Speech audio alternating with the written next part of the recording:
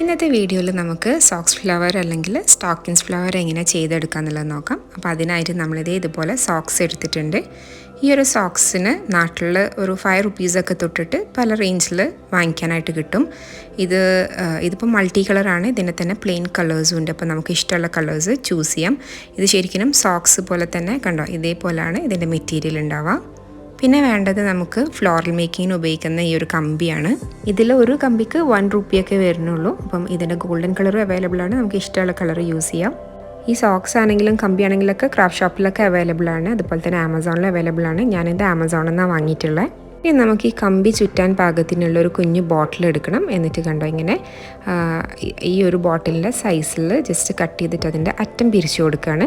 ഇത് ചെയ്യാനായിട്ട് ഇതുപോലെ നെയിൽ പോളിഷിൻ്റെ ബോട്ടിലോ അല്ലെങ്കിൽ മരുന്നിൻ്റെ ബോട്ടിലോ, ഇനി അതില്ലെന്നുണ്ടെങ്കിൽ നമ്മൾ സാധാരണ ബോട്ടിലിൻ്റെ മൂടി ഉണ്ടല്ലോ അതിൽ വെച്ചിട്ട് വേണമെങ്കിലും ചെയ്തെടുക്കാവുന്നതേ ഉള്ളൂ.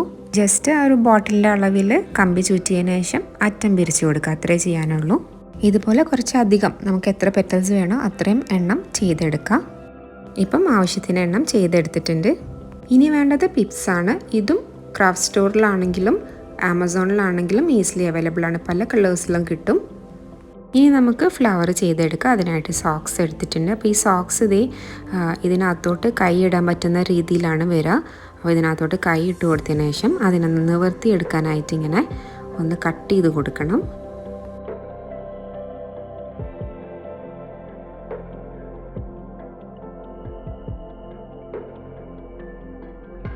ഇപ്പോൾ ഇത് തുറന്ന് കിട്ടിയിട്ടുണ്ട്. ഇനി നമുക്ക് ഈ ഒരു സോക്സിൻ്റെ ഓരോ അറ്റത്തുനിന്ന് വേണം നമ്മൾ ചെയ്ത് തുടങ്ങാനായിട്ട്. സോക്സ് സേവ് ചെയ്യാൻ വേണ്ടിയിട്ടാണ് അങ്ങനെ ചെയ്യുന്നത്. അപ്പോൾ നമ്മളിങ്ങനെ ശ്രദ്ധിച്ച് ഓരോ സൈഡിൽ നിന്ന് ചെയ്ത് കഴിഞ്ഞാൽ നമുക്ക് കൂടുതൽ പെറ്റൽസിനുള്ള സോക്സ് ബാക്കിയിട്ട് കിട്ടും.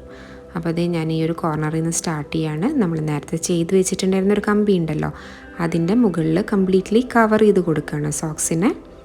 അപ്പം ഒട്ടും ഗ്യാപ്പൊന്നും ഇല്ലാതെ കംപ്ലീറ്റ്ലി കവറാവുന്ന പോലെ ഇങ്ങനെ വലിച്ചിട്ടൊന്ന് ആ പിരിച്ച ഭാഗം ഉണ്ടല്ലോ കമ്പി, ആ ഭാഗത്തൊന്ന് ചുറ്റി പിടിച്ചതിന് ശേഷം ഒരു നൂല് വെച്ചിട്ട് ഇതുപോലെ നല്ല ടൈറ്റായിട്ടൊന്ന് കെട്ടി കൊടുക്കാം. എന്നിട്ട് ബാക്കി വരുന്ന ഭാഗം നമ്മളൊരു കത്രിക വെച്ചിട്ട് കട്ട് ചെയ്ത് കൊടുക്കാം.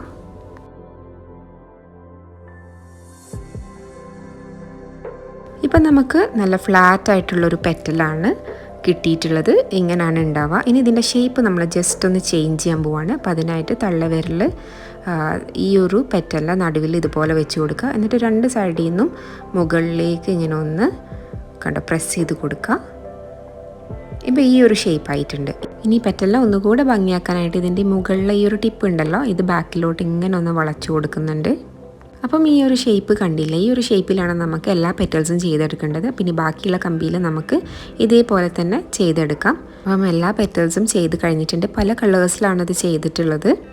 ഇനി നമുക്ക് ഈ ഫ്ലവറിനെ അറേഞ്ച് ചെയ്ത് കൊടുക്കാനായിട്ട് ഒരു ഫ്ലോറൽ കമ്പി എടുത്തിട്ടുണ്ട്. ഇതിൻ്റെ മുകൾ ഭാഗത്ത് ഈ ഒരു അറ്റം ഇങ്ങനെ താഴോട്ട് വളച്ചു കൊടുക്കണം. ഇനി ഇതിൽ പിപ്സ് ഫിക്സ് ചെയ്ത് കൊടുക്കുക. അതിനായിട്ട് 3 പിപ്സാണ് എടുത്തിട്ടുള്ളത്. ഈ 3 പിപ്സ് എടുത്തിട്ട് അതിനെ നടു മടക്കി കൊടുക്കണം. എന്നിട്ട് ഈ കമ്പി മടക്കിയ ഭാഗം ഉണ്ടല്ലോ അതിനോട് ഇങ്ങനെ ചേർത്ത് വെച്ചിട്ട് നൂല് വെച്ച് നല്ല ടൈറ്റായിട്ട് കെട്ടിക്കൊടുക്കുക. അപ്പോൾ നമ്മൾ കമ്പി മടക്കുന്നത് എന്തിനാണെന്ന് വെച്ചാൽ നമ്മൾ ഈ പിപ്സ് കെട്ടുമ്പോഴും അല്ലെങ്കിൽ പെറ്റൽസ് കെട്ടുമ്പോഴും അതിൽ ടൈറ്റായി നിൽക്കാൻ വേണ്ടിയിട്ടാണ്. ആ കമ്പീൻ്റെ മുകൾ ഭാഗം അങ്ങനെ മടക്കിയില്ല എന്നുണ്ടെങ്കിൽ നമ്മൾ കെട്ടിക്കഴിഞ്ഞാൽ അത് അഴിഞ്ഞു പോരും. അപ്പോൾ അത് എന്തായാലും അങ്ങനെ മടക്കി ചെയ്യുന്നതാണ് നല്ലത്. അപ്പോൾ പിപ്സ് നല്ല ടൈറ്റായിട്ട് കെട്ടി കൊടുത്തിട്ടുണ്ട്. ഇനി നമുക്ക് ഓരോ പെറ്റൽസായിട്ട് വെച്ച് കൊടുക്കാം.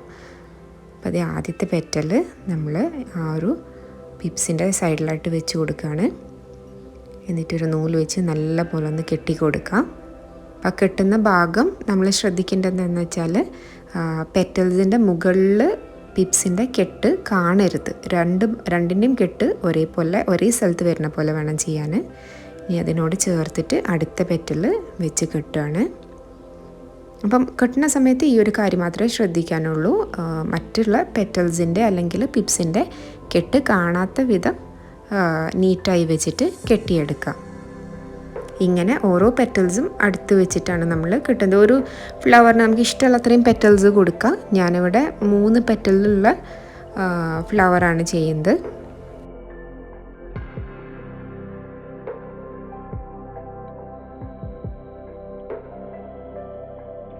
എന്നിട്ട് ഫ്ലോറൽ ടേപ്പ് വെച്ചിട്ട് സ്റ്റെമ്മിൻ്റെ ഭാഗം കവർ ചെയ്ത് കൊടുക്കുക. അപ്പോൾ അത് ഉപയോഗിക്കുന്നതിന് മുന്നേ ജസ്റ്റ് ഇങ്ങനെ ഒന്ന് വലിച്ചു കൊടുക്കുക, എങ്കിലേ അത് ഒട്ടി നിൽക്കുകയുള്ളൂ. എന്നിട്ട് മുകളിൽ നിന്ന് താഴോട്ട് ഇതേപോലെ കവർ ചെയ്ത് കൊണ്ടുവരാം. അപ്പോൾ താഴോട്ട് എത്തുമ്പോൾ ആ ഭാഗം ജസ്റ്റ് ഇങ്ങനെ ഒന്ന് വലിച്ചു കൊടുത്തിട്ട് ചുറ്റി കൊടുത്താൽ മതി. അപ്പോൾ അതവിടെ അങ്ങനെ ഒട്ടി നിന്നോളും. ഇനി ഫ്ലോറൽ ടേപ്പ് ഇല്ലാത്തവരാണെങ്കിൽ green colour crepe paper cut ചെയ്തിട്ട് അങ്ങനെ ഗ്ലൂ വെച്ചിട്ടും ഒട്ടിച്ചു കൊടുക്കുക. ഇപ്പോൾ അതേ ഞാൻ എല്ലാ ഫ്ലവേഴ്സും ചെയ്ത് കഴിഞ്ഞിട്ടുണ്ട്. ഓരോ സോക്സിൻ്റെ കളർ കോൺട്രാസ്റ്റ് ആയിട്ടുള്ള പിപ്സാണ് ചൂസ് ചെയ്തിട്ടുള്ളത്. സോക്സ് ഫ്ലവർ ഇതുവരെ ചെയ്ത് നോക്കാത്തവരാണെന്നുണ്ടെങ്കിൽ ഒന്ന് ട്രൈ ചെയ്ത് നോക്കൂ. അപ്പോൾ ഇനി മറ്റൊരു വീഡിയോയിലൂടെ കാണാം. Thank you so much for watching. Take care. By.